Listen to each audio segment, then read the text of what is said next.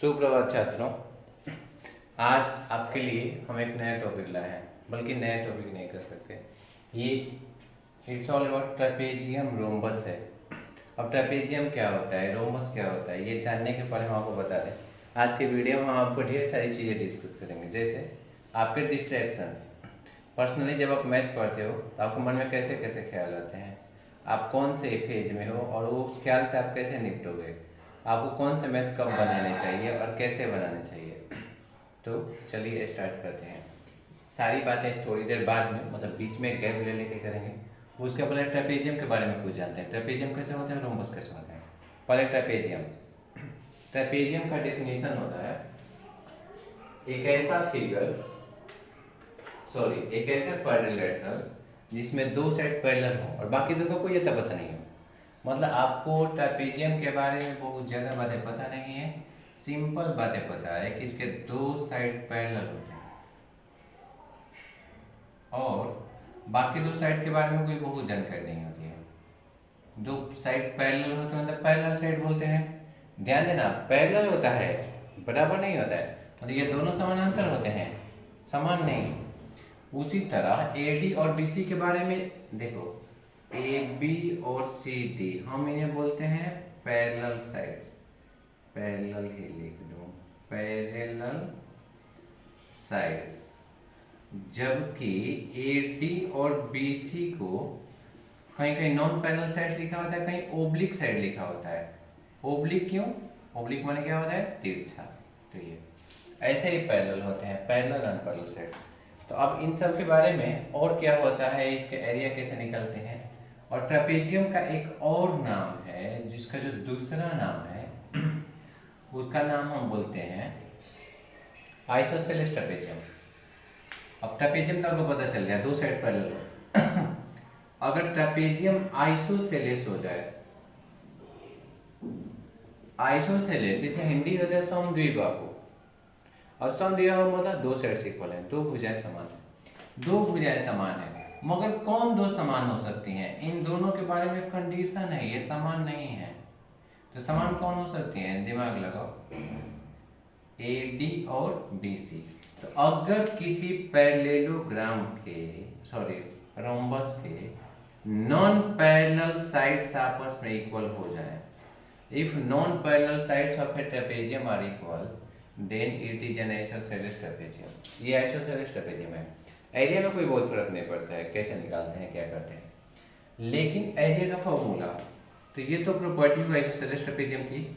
दोनों ट्रेपेजियम में एक बातें कॉमन होती है, A B parallel C D but A B not equal to C D. ये बात याद करें, ए बी सी डी के पैरेलल भी होता है, मतलब एक साइड पैरेलल तो होता है मगर आपस में इक्वल नहीं होता है।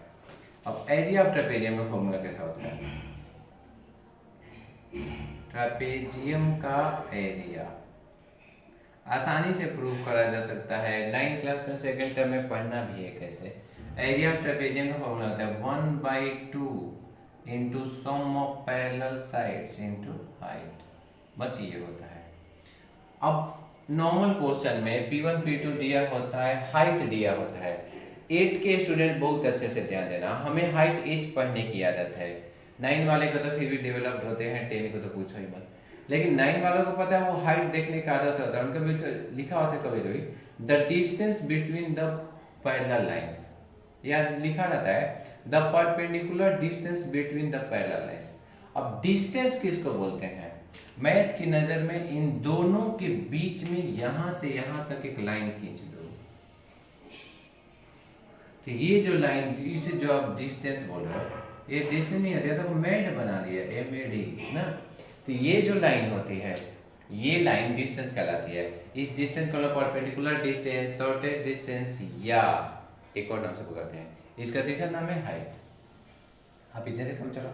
अब ये हो गया ट्रेपेजियम के एरिया में इससे ज़्यादा कुछ फार्मूला नहीं है, मतलब फार्मूला मेन यही होता है, इतना ही होता है। अब ट्रेपेजियम का एरिया सिंपल, तो आपको फार्मूला पता चल गया और सिंपल क्वेश्चन बना सकते हो। ठीक, पहले एक सिंपल क्वेश्चन देखते हैं। जैसे मान लो कि ट्रेपेजियम का एरिया दिया है 960 सेंटीमीटर स्क्वायर। सपोज करो इसका पैरेलल साइड्स, दोनों पैरेलल साइड्स दिया है, मान लो है, एक है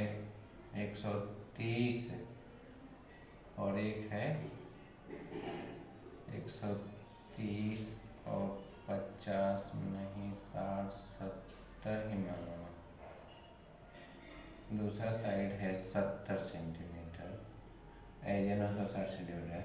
आपको इस ट्रेपेजियम का हाइट निकालना है। तो सिंपल आप एरिया ऑफ ट्रेपेजियम जब भी बनाओ, कुछ नोटिस करने वाली बात, मैंने एक बात देखी है, एरिया 960 आ गया 1/2, पैरेलल साइड्स 170 है, पैरेलल साइड्स 2 130 है इंटू हाइट, ठीक है।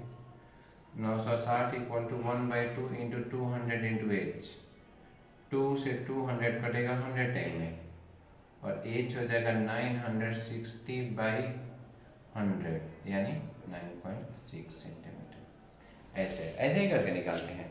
मैंने एक बात नोटिस की है, मैं थोड़ी देर पहले बता रहा था कि इस वीडियो में क्या क्या डिस्कस करेंगे, उसमें कुछ टर्म डिस्कस करते हैं। लड़कों को पढ़ने में मन नहीं लगता है, खासकर 7-8 के गार्जियंस को भी बात ध्यान देना चाहिए कि लड़की को पढ़ने में मन नहीं लगता है। क्यों नहीं लगता है? मोस्टली गार्जियन इसका उपाय ट्यूशन लगा देते हैं। चलो आपने ट्यूशन लगा दिया या अन्य काम करवा दिया, मैं मना नहीं करता, लेकिन क्या है कोई लड़का, आपने क्या कभी सोचा है जो ट्यूशन पढ़ाएगा वो आपसे क्यों समझ में नहीं आया, कितना समझ में नहीं आया?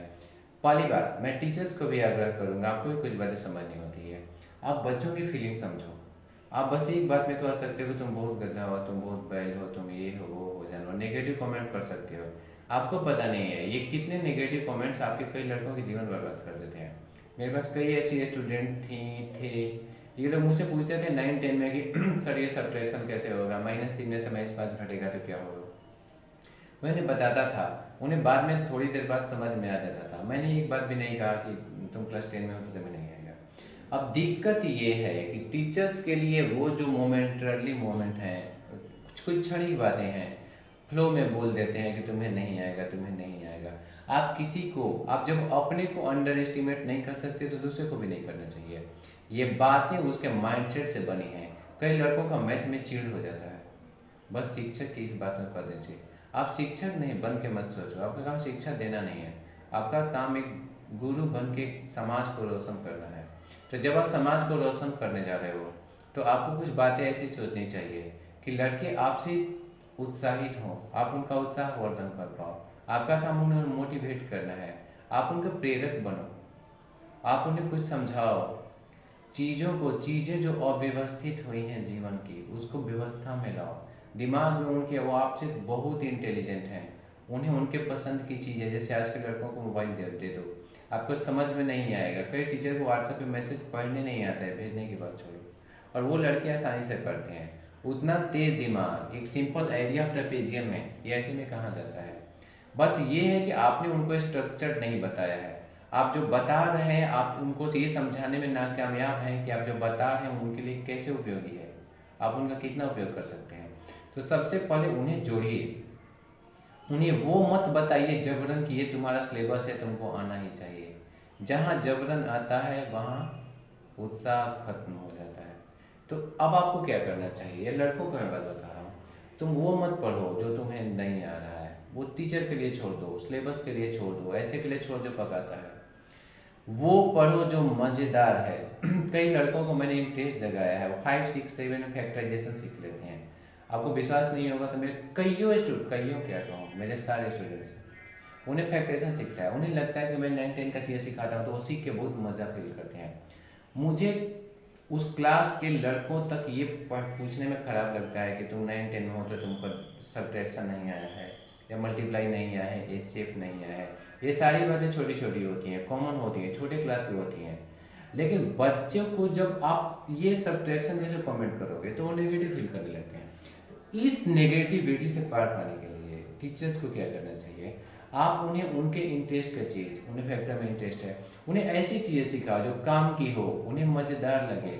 Linear equation, 1 variable, 2 variable, quadratic form, कोई भी सिखाओ, क्लासेज मैटर नहीं करते हैं।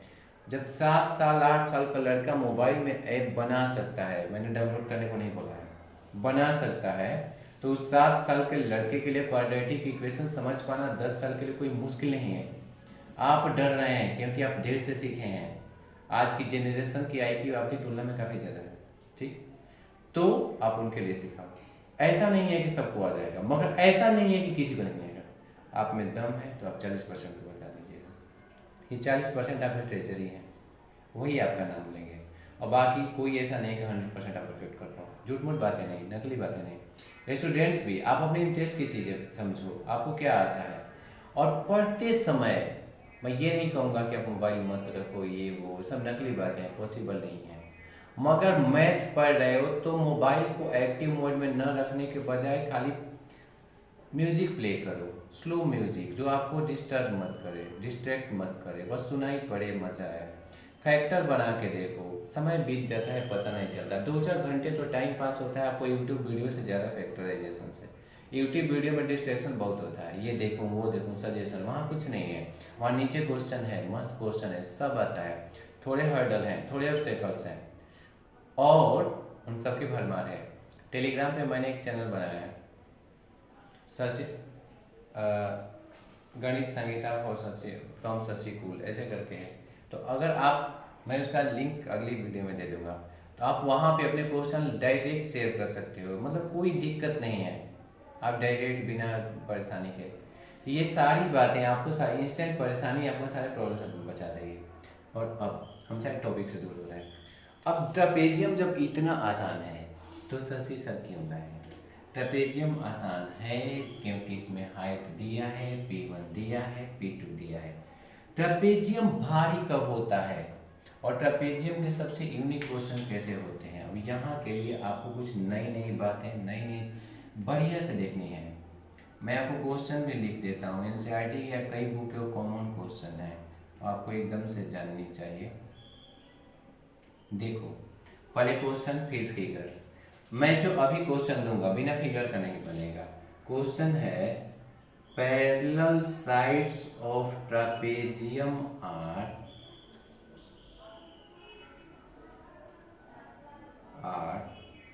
11 सेंटीमीटर एंड 25 सेंटीमीटर लॉन्ग।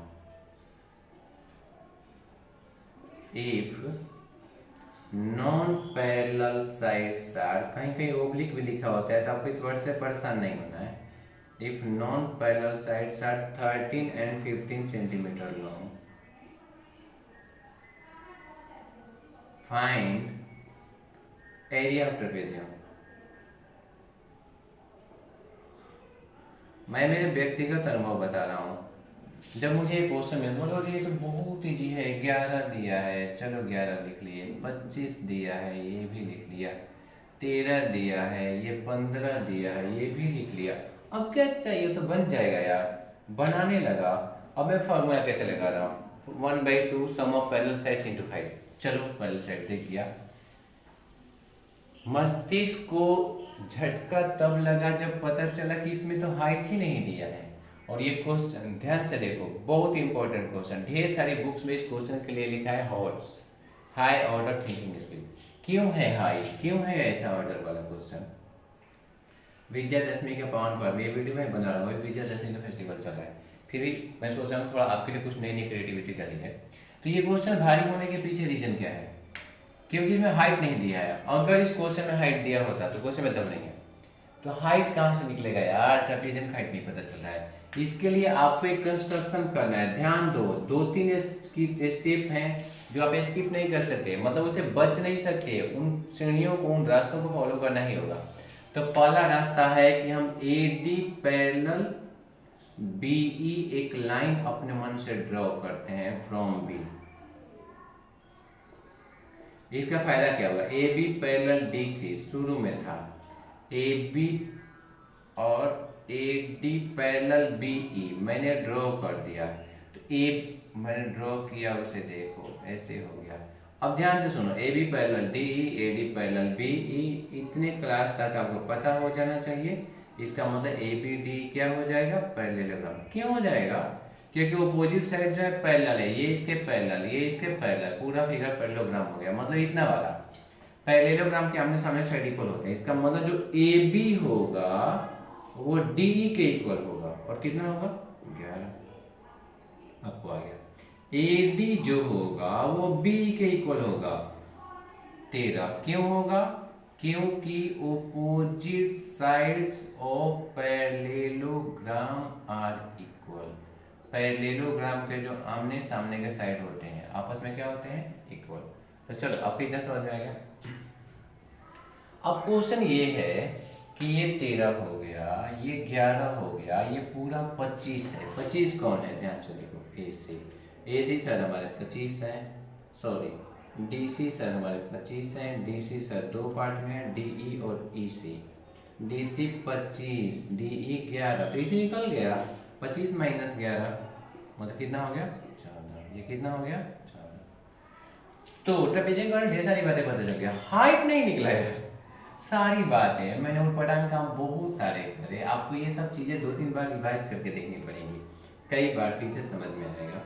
उसके बाद देखो हाइट नहीं निकला, ये सारा स्ट्रगल बस इसीलिए स्टार्ट है क्योंकि हाइट नहीं निकल रहा है। कैसे निकलेगा हाइट? मैं कैसे निकलेगा हाइट? आपको एक ट्रायंगल मिला, नाम है बीईसी, आप इस ट्रायंगल का एरिया निकालो। इस ट्रायंगल का एरिया निकालने के लिए आपको हेरन्स फॉर्मूला मोस्ट और ओनली वन सुटेबल वे है। साइड है 13, 14, 15/2, आप करोगे तो एरिया आएगा, सॉरी सेमी पेरीमीटर आएगा 21। हेरोन जी बोलते हैं कि फॉर्मूला होता है, हर बार फॉर्मूला लिखोगे तो आपके स्ट्रगल खत्म हो जाएंगे, याद नहीं करना पड़ेगा फॉर्मूला। और रूट एज कितना है? 21, एस माइनस है 21 माइनस 13, 21 माइनस 14, 21 माइनस 15, 21 को देखो 7 गुणे 3, 8 को देखो 2 गुणे 2 गुणे 2 7, 6 को देखो 3 गुणे 2। फायदा क्या हुआ? 7 2 बार था, 3 2 बार था, मगर 2 4 बार है। 2 बार का एक बार निकालिए, इन दोनों का एक बार, इन दोनों का एक बार, 1 2 3 4, 2 4 बार है, 2 बार निकल गया। आंसर नेगेटिव हो सेंटीमीटर है। अब क्वेश्चन है कि चलिए से क्या फायदा हुआ? हमें तो हाइट चाहिए था, है जो हमने एरिया ऑफ ट्रायंगल निकाला है उसका हम क्या यूज करेंगे? अब इस पर से अपने मन से हाइट ड्रॉप करना है। इसी सब काम के चलते ये क्वेश्चन जो है हॉट से, ये सिंपल हेरन्स फार्मूला का क्वेश्चन नहीं रह जाता है, ये सिंपल ट्रेपेजियम का फार्मूला नहीं क्वेश्चन नहीं रह जाता है। तो आपको ट्रायंगल का एरिया 84 आ गया। ट्रायंगल का ये एरिया हमें हेल्प करेगा इस बात में कि हम हाइट कैसे निकालें। तो ट्रायंगल का एरिया आ गया है 84 1/2। हमें कौन सी बेस पर हाइट लें? 13 पर का, 14 पर का, 15 पर? अभी 14 पर का, क्योंकि 14 पर का जो हाइट होगा वो ट्रेपेजियम का हाइट हो जाएगा, पैरेलल लाइन के बीच में का डिस्टेंस। तो कर लो, ये कितना हो गया? 7। हाइट कितना हो गया? 84/7। कितना हो गया? 12। हाइट कितना हो गया? 12। अब निकालते हैं ये ट्रायंगल का एरिया है, ट्रायंगल का हाइट है और ट्रेपेजियम का भी हाइट होगा, एरिया ऑफ ट्रेपेजियम। ध्यान से देखो, मैं हर बार फॉर्मूला लिख के बना रहा हूं, आपको भी ऐसे ही करना है। It's a very good habit. Sum of parallel sides into height, height है 12, देखो यहाँ निकला। अब तो कहो ट्रायंगल का है, मगर वही तो ट्रेपेजियम का भी हो जाएगा। एरिया हो जाएगा 36 गुणे 6 216 सेंटीमीटर स्क्वायर। ये सही में हॉट क्वेश्चन हैं, आप इन्हें इग्नोर नहीं कर सकते, ऐसे हैं एंड दे टीचर। अगर दम है तो हम आपको एक और क्वेश्चन ऐसा देते हैं, आप अपने से बना के रखना। आप कह सकते हो, अगर वो क्वेश्चन जो मैं दोबारा दूंगा नहीं बनेगा तो आप मेरी टेलीग्राम लिंक पे ऊपर भेजिएगा। वो क्वेश्चन है parallel sides of a trapezium are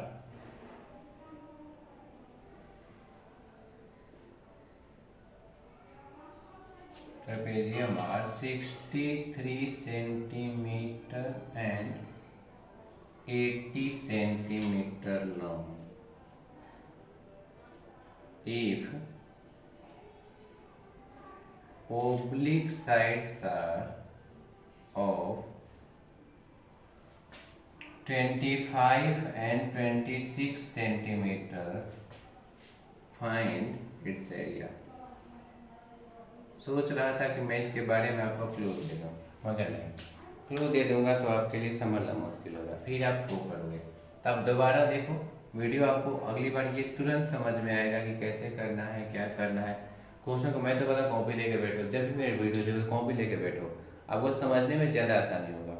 math copy pen से ज़्यादा समझ में आता है, खासकर पहले तो सिवा है तो समझ में आ जाए तो कॉपी पेन की जरूरत मैथ कम कर देता है, मिनिमाइज कर देता है। और ऐसा ही मैथ है तो मैं मैथ के बारे में बता रहा था कि जब आपको चीज़ें आने लगती हैं, जब चीज़ें समझ में आने लगती हैं, तब क्या होता है, अब आपके पास एक फेज आता है, आपका फेवरेट टॉपिक मेकर सफर है, नहीं फेवरेट मेकर नहीं आ रहा है, और आपको बस एक बात है, फेवरेट से नॉन फेवरेट की तरफ स्विच नहीं किया जाता है। स्टूडेंट्स के साथ क्लास 9 में ऐसा पढ़ाता है, जैसे उन्हें ज्योमेट्री कम आती है, ज्योमेट्री नहीं पढ़ना चाहते हैं, या कईयों का हाल होता है, मतलब अलग अलग टॉपिक्स, मोस्टली तो ज्योमेट्री में प्रॉब्लम आता है। बस आप एक बार सोचने का प्रयास करो कि ज्योमेट्री क्यों भारी है। मेरे कॉमन वर्ड्स हैं, ज्योमेट्री भारी होने का कारण उसके पीछे के टफ वर्ड्स हैं, उसकी चीज़ें हैं। जैसे ज्योमेट्री में नए नए वर्ड आते हैं, रोम्बस, आप जीवन भर एक रेक्टेंगल रटते हो, एक स्क्वायर रटते हो, आपको ज्योमेट्री नया वर्ड लेके पैदा कर दिया रोम्बस, अब आपका दिमाग खराब, और आपको रोम्बस के बारे में बहुत कम पता है, फिर थोड़ा बहुत पता चल गया कि स्क्वायर जैसा होता है तिरछा कर दो, ये रोम्बस का बेस्ट डेफिनेशन है। स्क्वायर जैसा है, चारों साइड इक्वल है, तिरछा कर दो, मतलब कोई एंगल 90 नहीं है, यही रोम्बस है। मतलब आपको पता है A B B C C D और ए डी आपस में क्या है, ठीक। मैं जो अभी आपको एक क्वेश्चन बताने जा रहा हूँ, ये भी मोस्ट कॉमन क्वेश्चन रोम्बस का है, डायरेक्ट फॉर्मूला बेस्ड नहीं, इसमें दिमाग लगाना है, कंसेप्ट के एक्स्ट्रा लगाना है। लेकिन उसके पहले मैं बता दूं कि एरिया ऑफ रोम्बस क्या होता है। एरिया ऑफ रोम्बस का फॉर्मूला है 1/2 into D1 into D2। D1 माने फर्स्ट डायगोनल और D2 माने सेकंड डायगोनल। और क्वेश्चन है कि इसके पेरीमीटर का फॉर्मूला क्या होगा। पेरीमीटर का फॉर्मूले के बजाय आप बाउंड्री पे एक चक्कर लगा लो, मतलब मेरे रिपीटेड डायलॉग है, ये बेस्ट है, इतनी बार मैंने रिपीट किया है कि आपको समझ में आ गया होगा कि चारों साइड को जोड़ लो, मगर इसमें चारों साइड इक्वल है, तो आप इसके पेरीमीटर के लिए स्क्वायर वाला फॉर्मूला यूज कर सकते हो। पेरीमीटर और रोम्बस होता है 4 साइड, दैट्स इट। रोम्बस में एक आधा फॉर्मूला होते हैं, लेकिन वो आपको तब समझ में आएगा जब हाईली डेवलप करोगे। रोम्बस की डिफिनीशन का सबसे यूनिक पॉइंट, सबसे ज्यादा वो यूनिक पॉइंट ये है कि diagonal bisect each other perpendicularly. आप जितना इस वर्ड को टर्म देके समझोगे आपको बहुत अच्छा समझ में आएगा और आपके सोचने का लेवल ये बढ़ा देगा। मैं क्या बोल रहा हूँ, ध्यान से सुनो।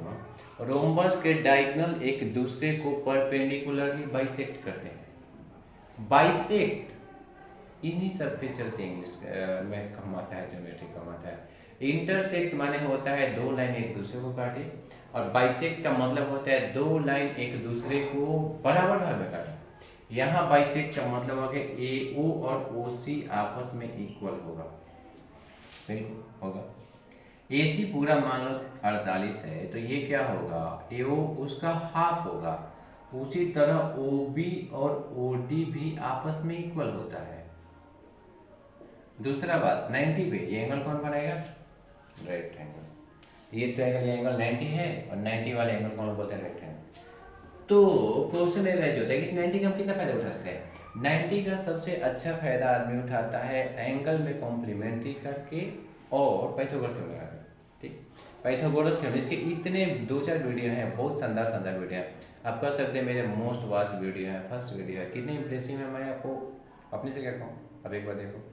और आपको अगर उसने आप उस वीडियो ने आपकी चीज़ों को आसान नहीं किया, आपके कैलकुलेशन को कॉपी पेन से दिमाग में और फिंगर टिप से सेकंड्स में नहीं कन्वर्ट कर दिया, मतलब आपके कम से कम 10 मिनट को उसने 10 सेकंड में नहीं कन्वर्ट कर दिया, मैं समझाना बेकार है, मगर उसके पहले उस पर आपको 10-15 मिनट खर्चा करके उसे देखना होगा।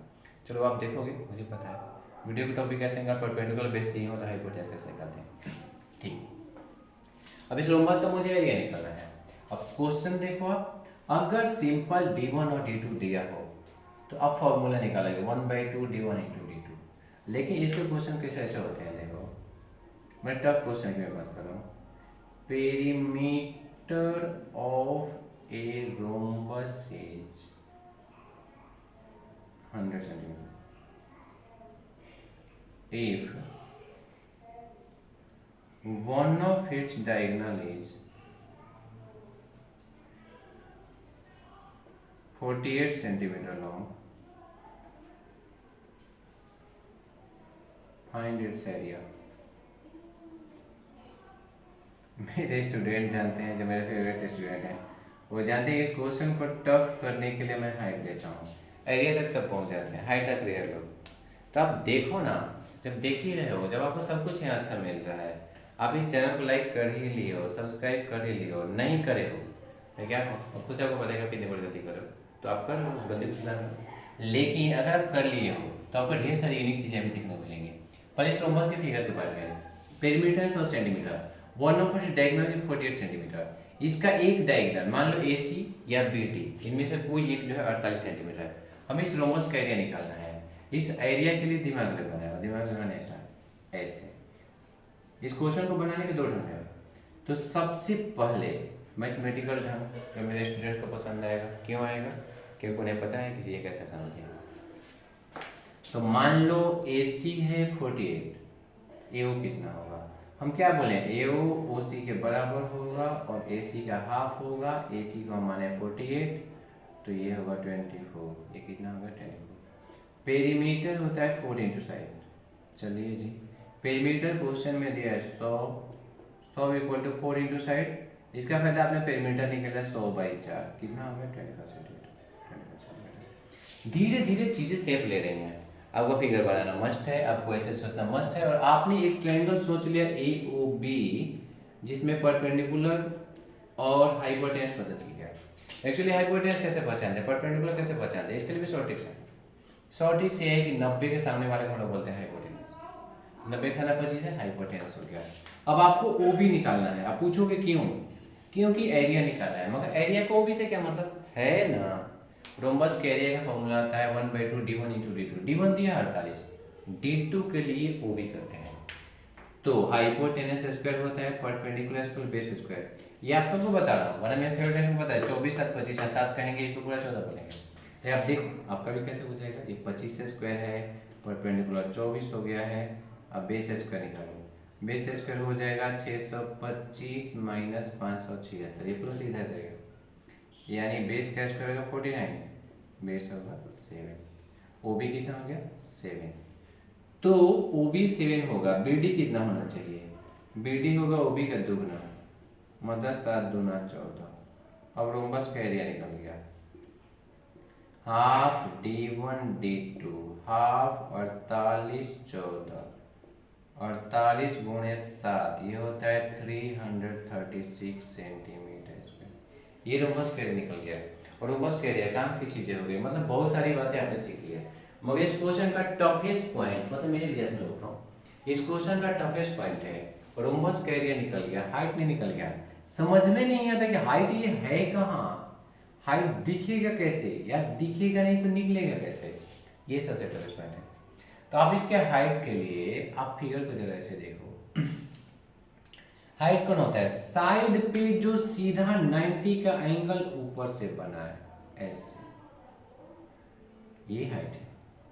DM साफ चीज देख रहे है ना हाइट। तो पता चल गया हाइट। अब एरिया ऑफ रोमबस आपने निकाल लिया। रोमबस का एरिया का फॉर्मूला आपको के पास है 336।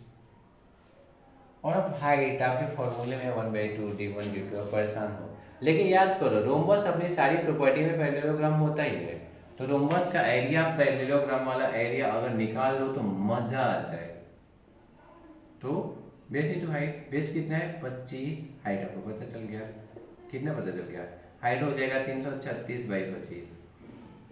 अगर 25 से मल्टीप्लाई करना है, और सॉरी 25 से डिवाइड करना है, बेसिस तरीका, इसमें 4 से गुणा करके, इसमें 4 से गुणा कर 2 डिजिट पॉइंट पे बैठा था, मतलब हो जाएगा 13.4। इतना ऐसा है रोमबस, इतना ही है रोमबस। और मैं तो कहता हूँ कि इस क्वेश्चन को बनाने का एक और तरीका वो भी शेयर कर दिया जाए। दूसरा तरीका कई लोगों को आसान लगेगा तो, लेकिन ये बेस्ट है। मैं फिर से कह रहा हूँ वो आसान है, मगर उसके कंपेयर में ये वाला बेस्ट है। अब देखो मैं ऐसा क्यों बोल रहा हूँ। इसी क्वेश्चन को बनाने का दूसरा तरीका है, आप रोमबस के दोनों डायगोनल मत मिलाओ, कोई एक डायगोनल मिलाओ, सिर्फ एरिया निकालना जल्दी निकल जाएगा।